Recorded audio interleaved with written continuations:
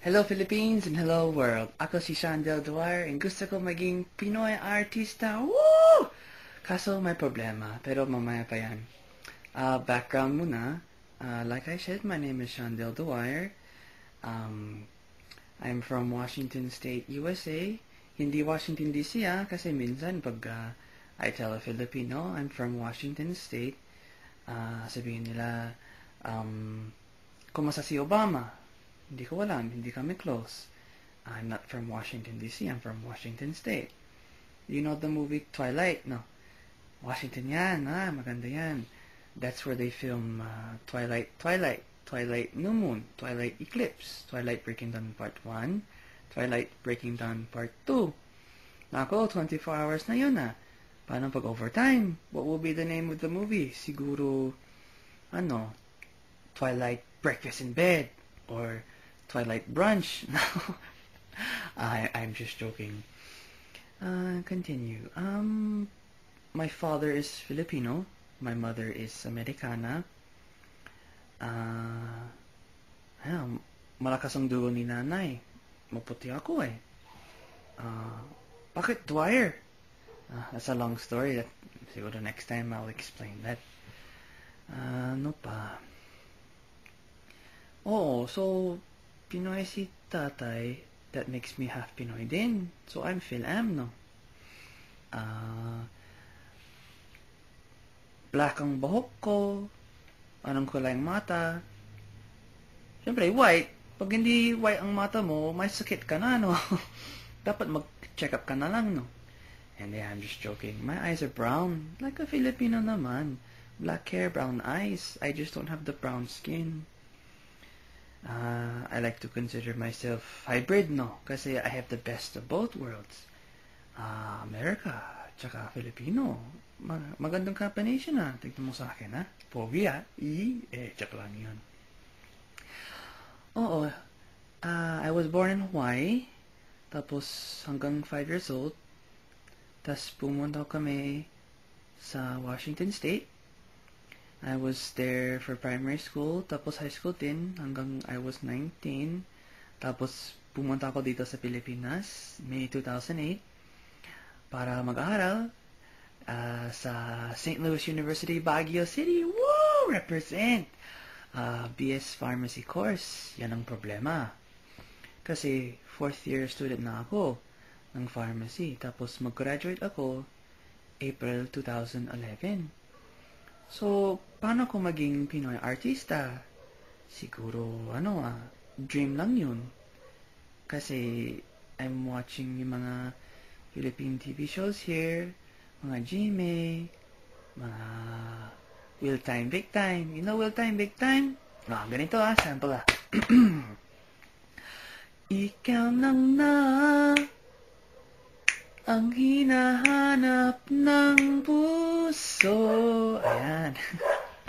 Hindi magandang Will Time, Big Time. Si William, mabait siya.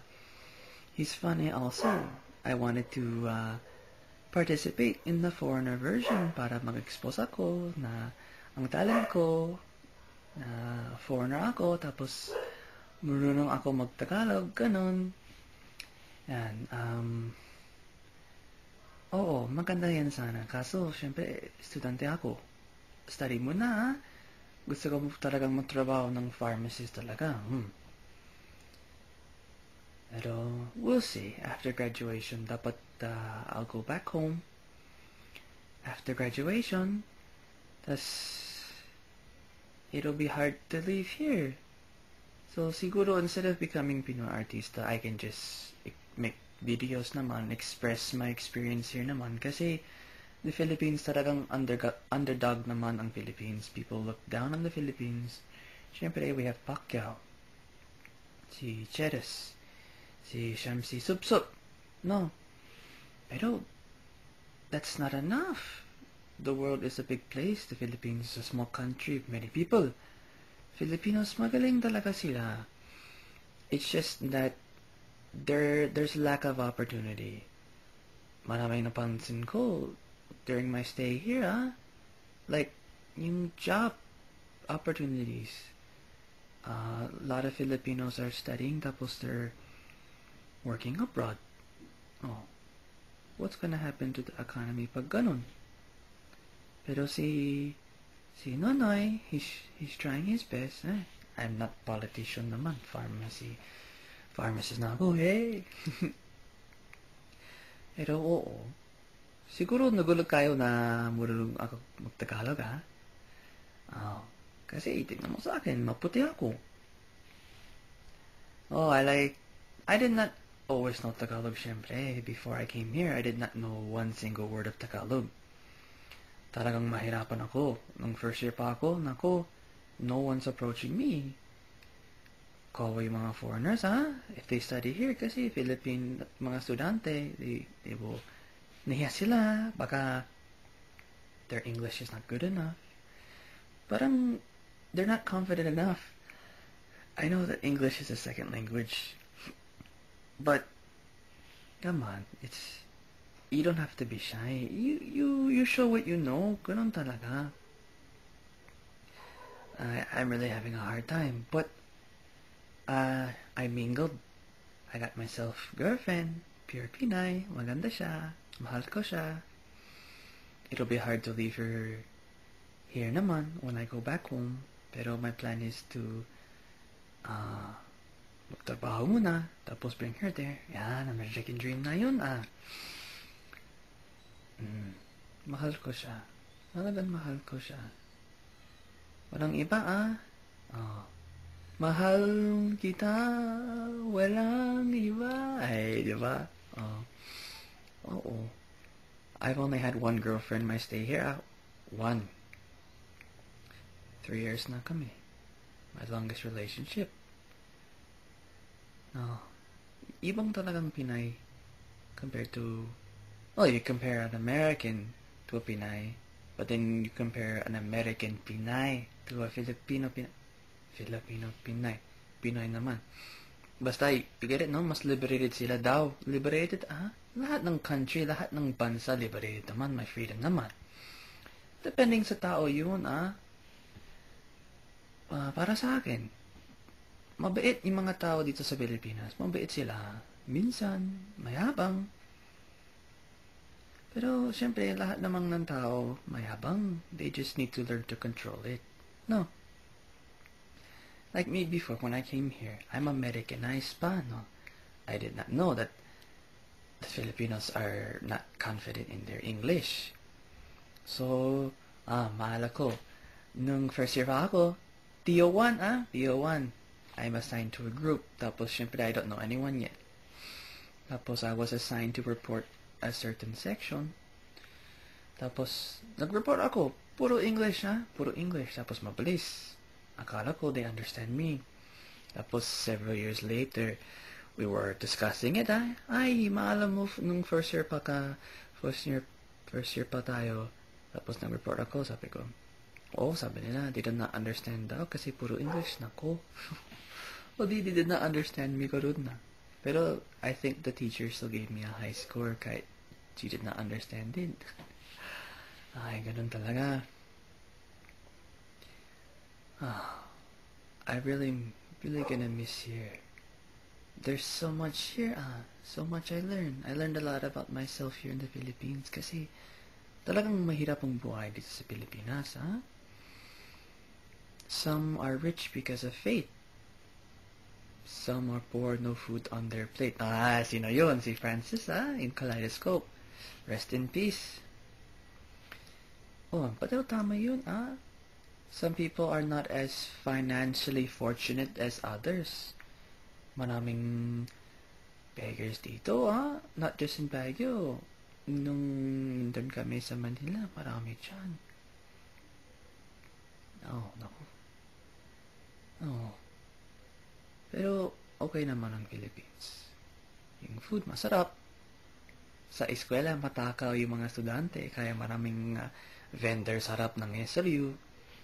May bagong 7-Eleven pero hindi pa tapos. I'm hoping it'll be finished before I graduate. No. Pero we'll see. Yan. I don't know what else to say. Kasi, I've been here 3 years. This talagang has become my home. It's my home na. Tignan mo, I have bahay here. Yung kasama ko dito sa Pilipinas is my tita. Dalawa lang kami sa bahay. She really helped me. She taught me madami. She taught me how to wash your clothes by hand. Maglaba. Diba? Kasi sa States, my washing machine, my dryer. May washing machine kami, kaso walang dryer. Oh, half the effort, no? Hindi talagang malaba ako by hand kasi we have uniform for pharmacy. Maputi. So I really have to wash it by hand. Okay lang yun. Yeah, so my name is Sean Dale Dwyer. I'm going to make more movies kasi talagang inspired na ako mag-express. I want to show na hindi naman pangit ang Pilipinas. So just look forward for more movies to come. You can look for me on Facebook, Facebook talaga. Filipinos love Facebook, Nako. I'm not addicted. I like Facebook, but not, every second. Ganun. Talagang Filipinos love Facebook. They love texting. They love taking photos. Ay, totoo to, I was in the jeepney the other day. Talagang jeepney, Magandang jeepney. I was in the jeepney, tapos totoo, parang if not lahat ng tao, everyone had touchscreen cellphone. Nako, new era na. Last year, you're lucky to find one person with a touchscreen cellphone. But yung other day, pati yung bata, siguro 8 years old, naka-uniform pa siya, naka-skirt, babae. Touchscreen cellphone, talagamat, apay ka siya, jay. Ay, look ka, nako. Taraki. Oo. Pero, oh wow, everyone is, that shows that the Philippines is improving if everyone can afford touchscreen cellphone, no? Pero,